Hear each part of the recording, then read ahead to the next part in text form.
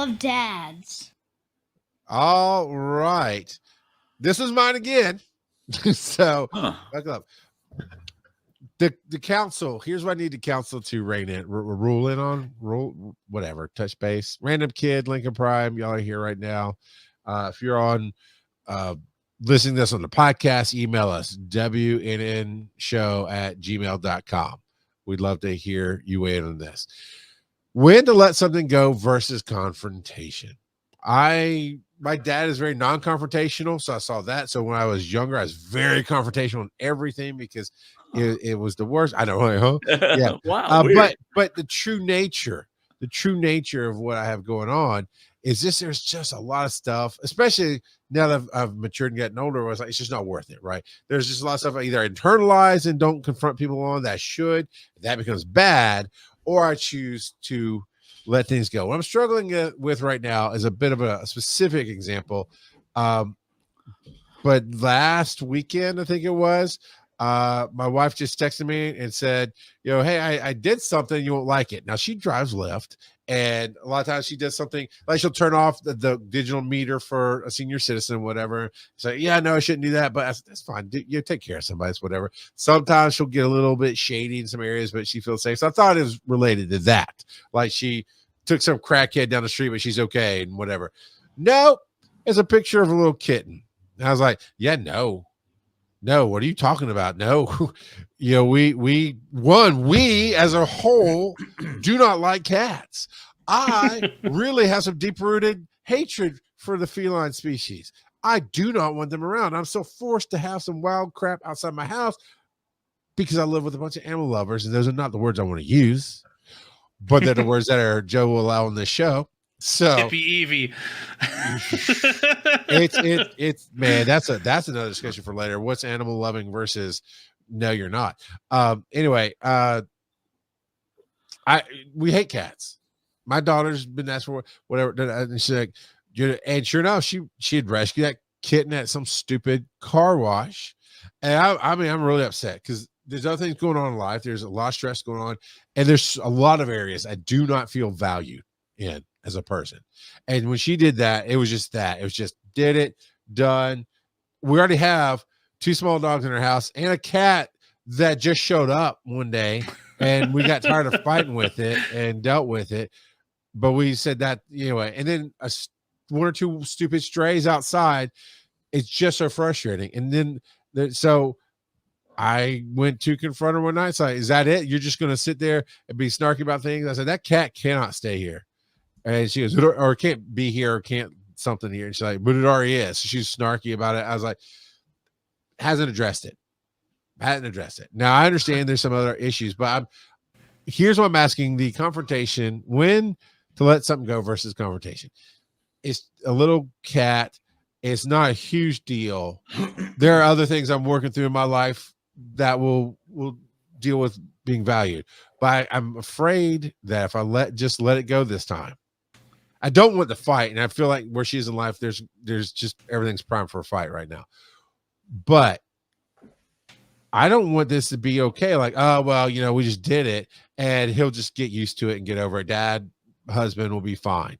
And it's not fine. And I don't want to be fine, but I don't also want to start a fight when maybe I'm bringing more stress to it. So what do you guys have to say about that? Mr. Perfect, embrace the _perfect_ dude. What do you got for me? Clearly you need to go to ChatGPT and ask them how to tell them when to tell them and how to tell them that you don't want a cat. Yeah. That's clearly what you got to do, because you're all about your AI overlords. So head on over to ChatGPT, type it in, let's see what it says. Kurt, what happened here? I don't know. I really don't know what he's talking about. All right, so here's the thing. What value does you not letting it go bring your life?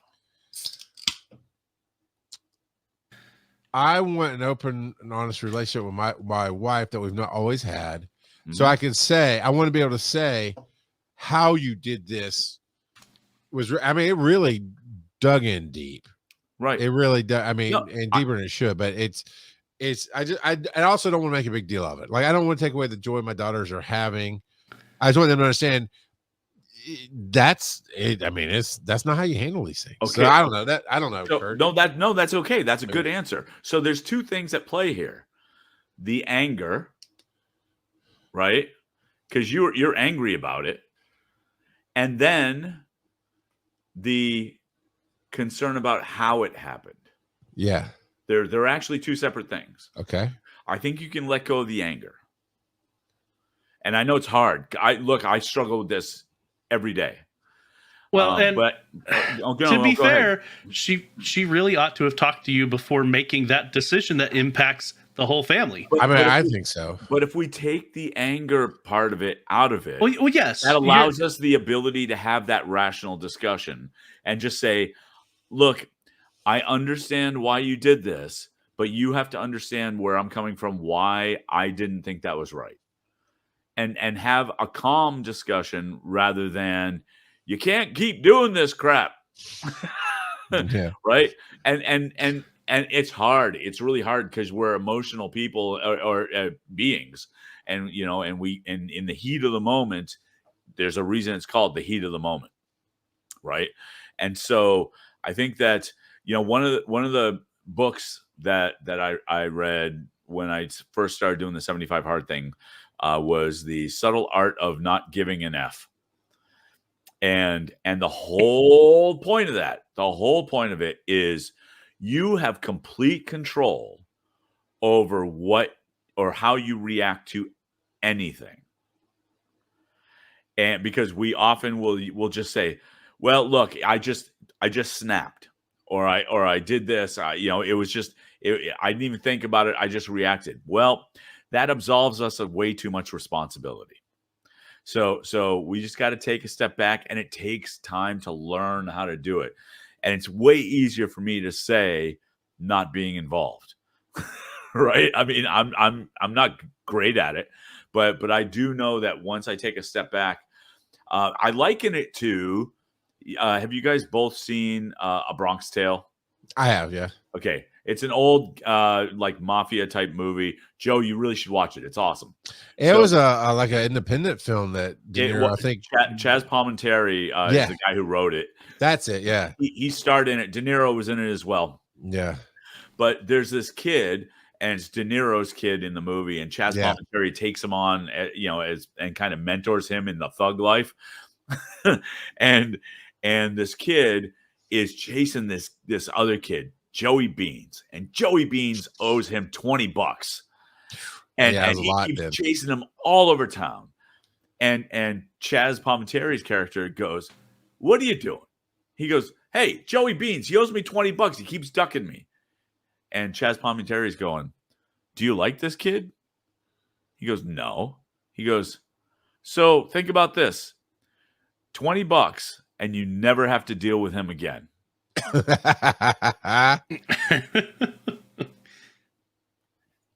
mean, it's just a different perspective on what the cost of that anger really is, right? Versus what do you get out of it? Like if you let go of the anger of the cat thing, then it could be that you de-stress on it, your wife de-stresses on it, and it allows you to sit down and go, look, I know you wanted the cat and I know you wanted to help, but it's a really big responsibility, and you can't just spring it on me. And I know I would have said no. I know, because all the reasons. And she's like, well, because you would have said, of course, but I didn't bring two dogs in the house just because. We talked about it. We looked at it.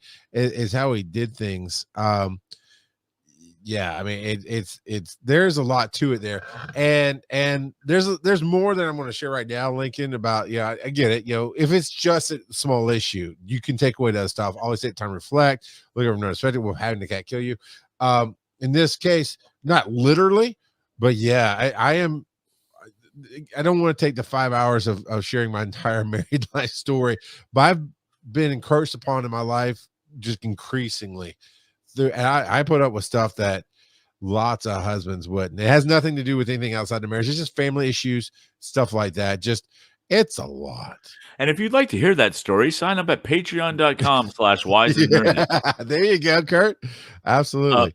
Don't call me not an opportunist. Okay. I love it. So the only other thing I really wanted to comment on because it's in the chat, Lincoln says you could always use this for leverage sometimes later. And I'm hoping that Lincoln was kidding. Well, the little robot tongue thing there, Mike. Yeah, that's why I'm hoping that Lincoln was kidding, because that is some evil crap. Like you can't. We joke about it, but you can't really use that. That's just when you start leveraging these things, it's a problem. He says, "I am kidding." Wink, wink. Okay, good.